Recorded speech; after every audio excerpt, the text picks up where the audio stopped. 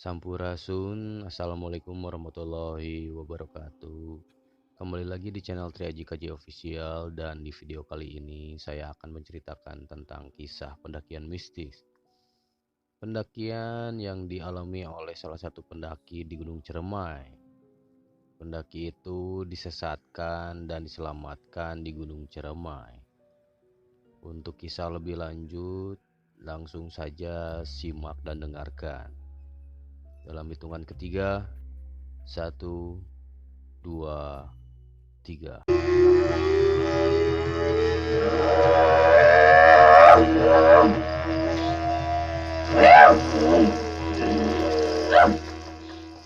Sekitar pertengahan bulan Juli kemarin, saya ditemani 9 orang teman melakukan pendakian ke Gunung Ciremai. Ciremai sendiri terkenal oleh hal-hal yang mistis. Akan tetapi, hal itu tidak menyurutkan semangat kami untuk melakukan pendakian ke Gunung Ciremai. Singkat cerita, dimulailah pendakian Gunung Ciremai. Kami melakukan pendakian via jalur Linggarjati. Seperti biasa, dalam pendakian, pada saat naik atau turun, kami selalu membentuk formasi. Ketika itu, saya berada di posisi kedua. Perjalanan dari base camp pos 1, pos 2 berjalan lancar. Hingga di pertengahan jalan pos 2 menuju pos 3, salah satu teman saya yang bernama Angger, yang ketika itu sedang asik bercanda, malah hilang kontrol dan berkata, "Ah, monyet lu." Ya, memang maksudnya hanya bercanda. Namun, hal itu justru mengundang para monyet-monyet liar datang. Entah ada beberapa monyet yang tiba-tiba berada di atas kami. Yang pasti banyak, dan mereka berteriak-teriak seolah-olah tidak suka dengan keberadaan kami.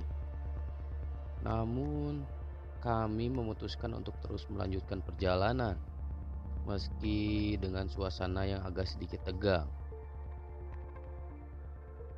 Kami ngecamp di Tanjakan Seruni dan memutuskan untuk melanjutkan pendakian pada keesokan paginya.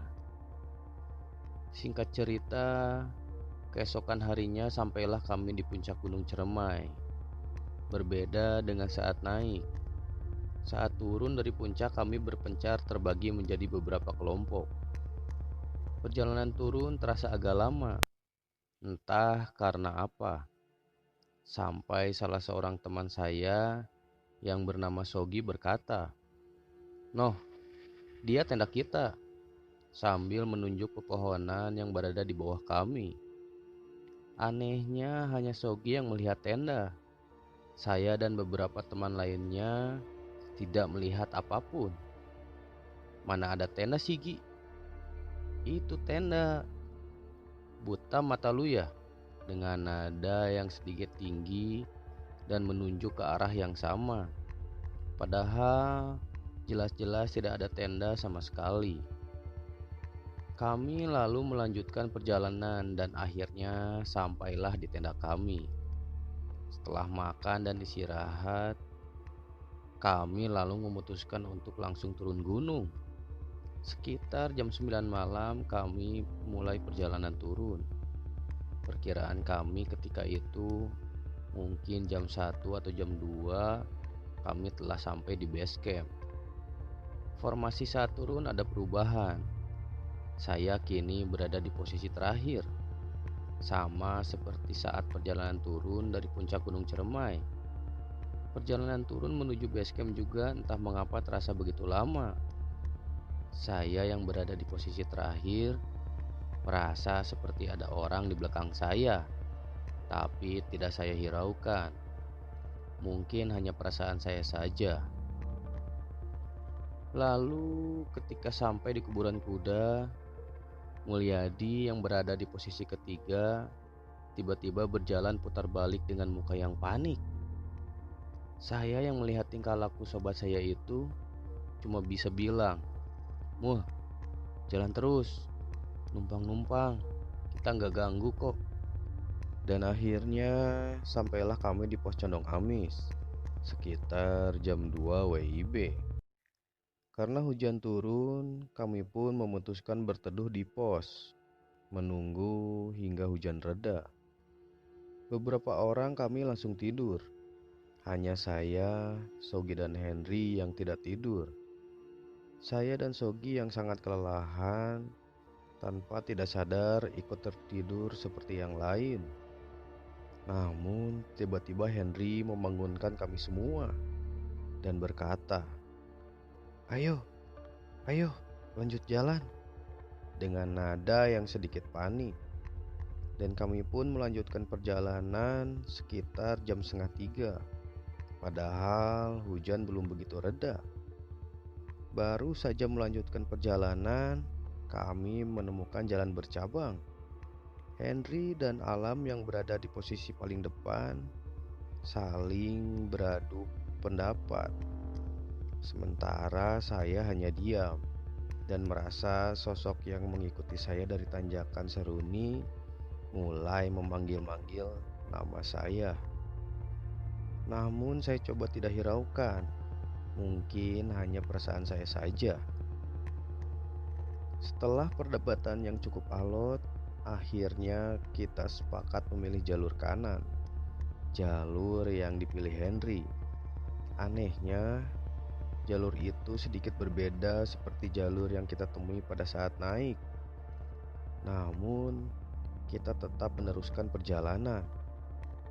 Mungkin kami hanya berbeda jalur. Mungkin ini jalur lama. Begitulah yang ada dalam pikiran kami saat itu. Kami juga berpikir kami gak mungkin nyasar. Selama kita masih di jalur masih banyak jejak-jejak manusia. Tetapi jalan yang kami lewati seperti berputar. Saya dan beberapa teman lain merasa kita sudah 3-4 kali melewati jalur yang sama. Padahal lampu kota sudah sangat terlihat. Sampai akhirnya kami break karena azan subuh sudah berkumandang. Setelah azan selesai, kami melanjutkan perjalanan. Tetapi ada sedikit perubahan formasi. Henry yang berada di posisi paling depan diganti oleh Kosim. Dan Henry lalu berpindah berada di depan saya. Dan anehnya, setelah Henry dan Kosim berpindah posisi, lampu kota pun tidak terlihat lagi. Dan tidak lama kemudian, kami langsung bertemu dengan pos Leuweung Datar. Namun berbeda dengan pos Leuweung Datar ketika kami naik. Pos Leuweung Datar yang ini jauh lebih kecil. Di sanalah saya lebih yakin kalau kita turun melalui jalur lama. Tak lama kemudian kita memasuki area pohon pinus. Dalam hati saya sangat bersyukur. Akhirnya sebentar lagi sampai di pos 1. Karena saya melihat ada warung dan seperti ada penghuninya. Tidak jauh dari situ ada gubuk yang sudah reot dan sudah mau rubuh. Dan di situ pula suara sosok yang mengikuti saya menjadi semakin keras dan semakin jelas bahwa yang mengikuti saya adalah sosok perempuan.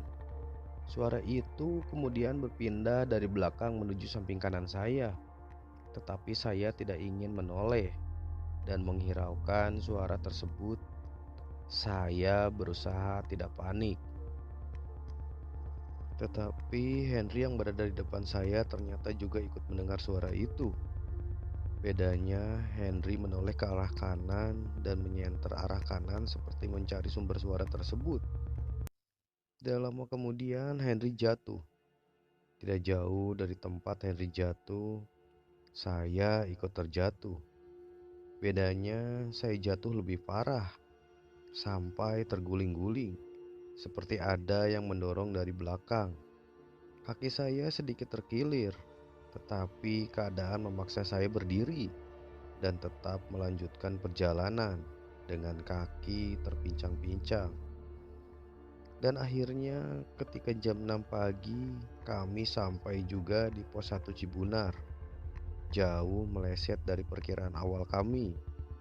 Pada saat istirahat di pos 1, ada seorang laki parubaya menghampiri kami dan bertanya, "Dari atas, jam berapa? Kok jam segini udah sampai?" Tanya si Abah sambil tersenyum. "Jam 9 malam, Bah." "Waduh, lama banget ya." "Iya, Bah. Kita tadi kayaknya lewat jalur lama dan sempat diajak muter-muter sama penghuni atas." Sambil tersenyum, si Abah cuman bilang, "Itu sih biasa. Yang penting kan sekarang udah selamat dan sampai bawah." "Oh iya, Bah. Tadi kita sempat lewatin ada 2 gubuk. Siapa yang tinggal di situ?" "Oh, gubuk itu dulunya warung. Sekarang udah tutup. Orangnya tinggal di Kalimantan. Waktu itu ada 2 cewek camping di situ. Terus ketiban pohon besar dan mati." Saya yang kaget mendengarnya langsung bertanya, "Cewek yang ketiban pohon?" "Iya, cewek. Kenapa ya pangnya? Diganggu ya?" "Enggak kok, Bah." Setelah berbincang-bincang dengan si Abah, kami memutuskan untuk lanjut turun menuju base camp. Sesampainya di base camp, ada satu berita yang entah bisa dibilang berita buruk atau berita baik. Berita buruknya, sekitar jam 3 ada 2 pendaki yang hilang dan terpisah dari rombongannya di Leuweung Datar, jalur baru. Dan kabar baiknya, kalau saja kita tidak salah jalan dan melewati jalur baru, bisa saja kita mengalami hal yang sama seperti 2 pendaki itu. Selang beberapa hari setelah pendakian, kami berkumpul seperti biasa dan menceritakan semua kejadian yang dialami di Gunung Ciremai. Sogi, pas turun dari puncak, gua diikutin sama anak macan. Makanya gua buru-buru pengen sampai tenda. Dan selama turun, setiap gua lihat ke bawah, pasti ada tenda banyak banget. Tapi pas dekat, tendanya gak ada. Mulyadi, pas di kuburan kuda, gua dicegat sama perempuan. Dari tanjakan Seruni itu, perempuan ngikutin kita.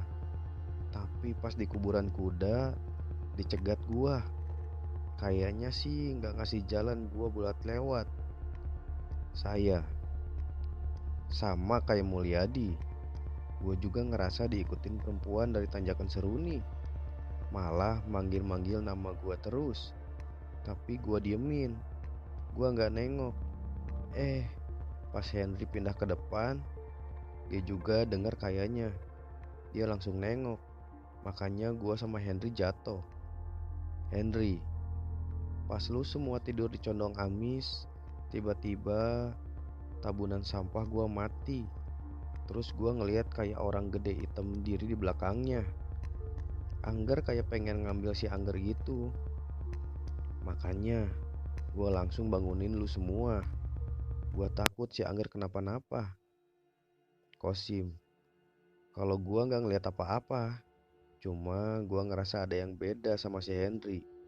Waktu dia buka jalan, kayak ada yang ngendaliin. Terus dia sering ngomong sendiri. Makanya gua suruh tukar posisi. Alam, iya bener Kosim. Gua di belakangnya Henry juga ngerasain. Si Henry ngomong-ngomong sendiri. Pas kita nemu jalan cabang, gua sempat debat sama dia. Tapi dia bilang ada yang ngasih tahu kalau jalur kanan salah. Tapi kita tetap harus lewat situ. Dia sampai bilang, "Lu semua harus percaya sama gua. Gua nggak akan salah jalan." Sementara itu, sepulang dari Gunung Ciremai, Angger berubah menjadi lebih pendiam. Dan Angger sudah jarang kumpul dengan kami. Entah apa yang membuat dia berubah. Apa mungkin ada hubungannya dengan monyet yang dia panggil itu? Atau ada kejadian lain yang dia alami? Entahlah. Yang pasti ada banyak pelajaran yang kami bisa ambil dari pendakian Gunung Ciremai. Terima kasih Gunung Ciremai atas semua ceritanya.